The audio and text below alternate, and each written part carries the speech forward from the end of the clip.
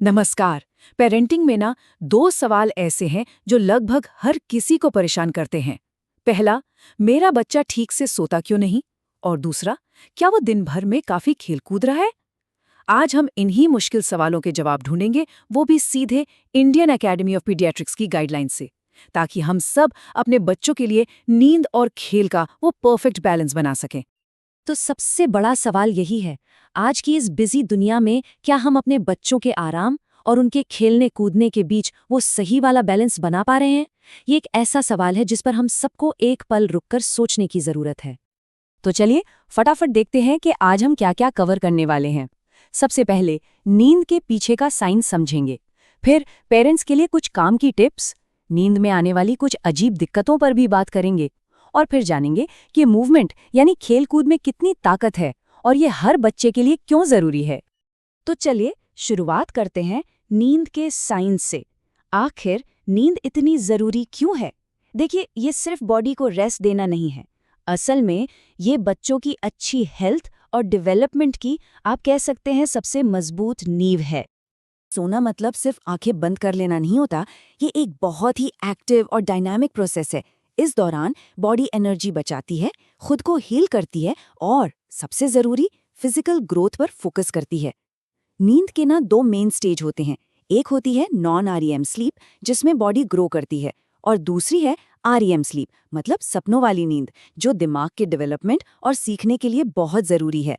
ये दोनों साइकिल पूरी रात चलती रहती हैं। अब देखिए, जैसे जैसे बच्चे बड़े होते हैं उनकी नींद की ज़रूरतें भी बदलती जाती हैं। एक न्यूबॉर्न बेबी को जहां 14 से 17 घंटे की नींद चाहिए, वहीं एक टीनेजर के लिए 8 से 10 घंटे काफ़ी होते हैं। और बीच के सालों में भी ये ज़रूरतें लगातार बदलती हैं। ये जानना इसलिए ज़रूरी है क्योंकि नींद की कमी का सीधा असर बच्चे के मूड, उसकी सीखने की एबिलिटी और उसके बिहेवियर पर पड़ता है।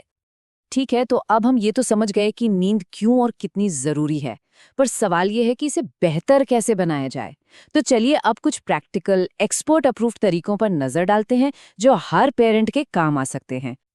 देखिए, अच्छी नींद का सबसे बड़ा सीक्रेट है एक पक्का रूटीन। मतलब रोज एक ही टाइम पर सोना, और सोने से करीब 1 घंटा पहले से ही घर का माहौल शांत करना शुरू कर देना। जैसे स्क्रीन बंद कर देना, गुनगुने पानी से नहाना, कोई कहानी पढ़ना। ये छोटी छोटी चीजें बच्चे के दिमाग को सिग्नल देती हैं कि ओके, अब सोने का टाइम हो गया है। 6 महीने से 2 साल के बच्चों के लिए एक मेथड है जिसे कंट्रोल्ड कंफर्टिंग कहते हैं। इसका मकसद बच्चे को खुद से सोना सिखाना है। करना ये है, जब बच्चा ऊँग रहा हो पर जगा हुआ हो, उसे कॉट में लिटा दें, फिर कमरे से बाहर आ जाएं। अगर वो रोता है तो 2-4 मिनट इंतजार करें, फिर अंदर जाएं। उसे अपनी आवाज से या हल्के से थपथपाकर शांत करें, पर गोद में न उठाएं। जैसे ही वो शांत हो, फिर से बाहर आ जाएं। धीरे धीरे बच्चा खुद को शांत करना सीख जाता है। अब बात करते हैं छोटे शिशुओं की, जिनके लिए सेफ स्लीपिंग सबसे ज्यादा जरूरी है। इससे SUDI यानी sudden unexplained death in infancy का खतरा कम होता है। इसके लिए कुछ नियम हैं जो हमेशा याद रखने हैं। पहला, बच्चे को हमेशा पीठ के बल सुलाएं। दूसरा, सोने की जगह सख्त होनी चाहिए, जिसमें कोई सॉफ्ट तकिया या खिलौना ना हो। और हाँ, पहले 6 से 12 महीने तक बच्चे को अपने कमरे में पर अलग कॉट में सुलाना बेहतर है। बेड शेयरिंग अवॉइड करें। लेकिन कई बार ऐसा होता है कि हम सब कुछ सही कर रहे होते हैं, फिर भी रातें मुश्किल होती हैं, है ना?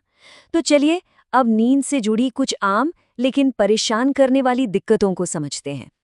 सोने के टाइम पर ना दो तरह की लड़ाइयाँ बहुत कॉमन है।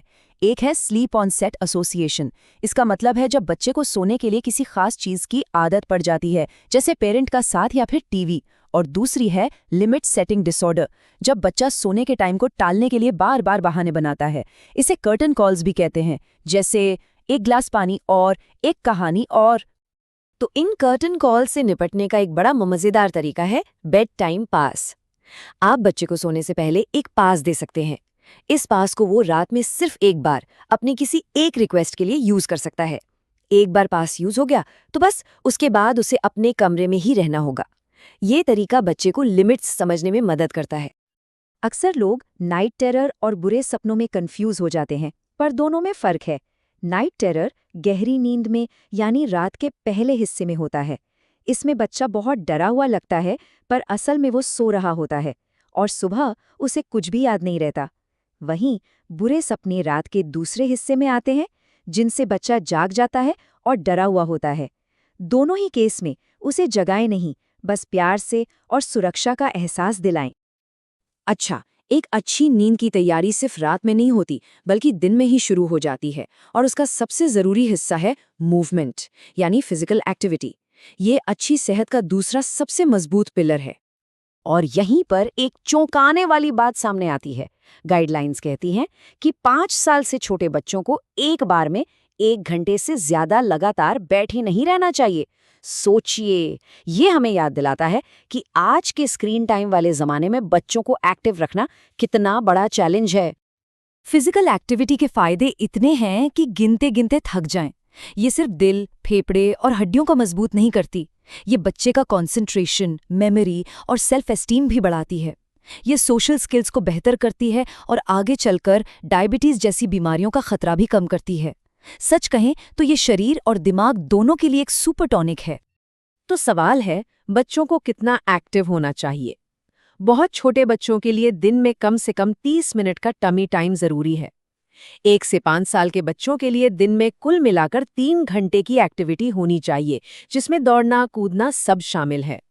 और 5 साल से बड़े बच्चों और टीनेजर्स के लिए रोज कम से कम 1 घंटा मॉडरेट इंटेंसिटी वाली एक्टिविटी, जैसे साइकिल चलाना, डांस करना या कोई स्पोर्ट्स खेलना बहुत जरूरी है। और आखिर में एक बहुत जरूरी बात, हर बच्चा एक जैसा नहीं होता, सबकी ज़रूरतें अलग होती हैं। तो ये गाइडलाइंस उन बच्चों के लिए कैसे काम करती है जिन्हें स्पेशल केयर की ज़रूरत है? चलिए इस पर भी एक नज़र डालते हैं।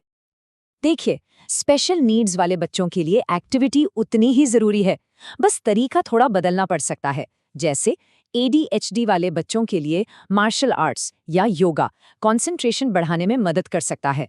ऑटिज्म के केस में बच्चे की पसंद की एक्टिविटी को ही बढ़ावा देना चाहिए। मकसद सिर्फ एक है, ऐसी एक्टिविटी ढूंढना जिसमें बच्चे को मजा आए, जो उसे बोझ ना लगे।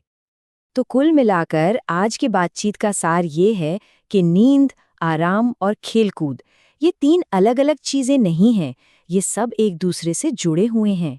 एक अच्छी एक्टिविटी वाले दिन के बाद रात में नींद अच्छी आती है, और अच्छी नींद के बाद अगले दिन बच्चा ज्यादा एक्टिव रहता है। बच्चे की अच्छी हेल्थ के लिए इन तीनों का बैलेंस होना बहुत जरूरी है। तो जाते जाते बस एक सवाल पर सोचते हैं, इस हफ्ते अपनी फैमिली के डेली रूटीन में ऐसा कौन सा एक छोटा सा बदलाव किया जा सकता है जो नींद और खेल के इस बैलेंस को थोड़ा सा, बस थोड़ा सा और बेहतर बना दे?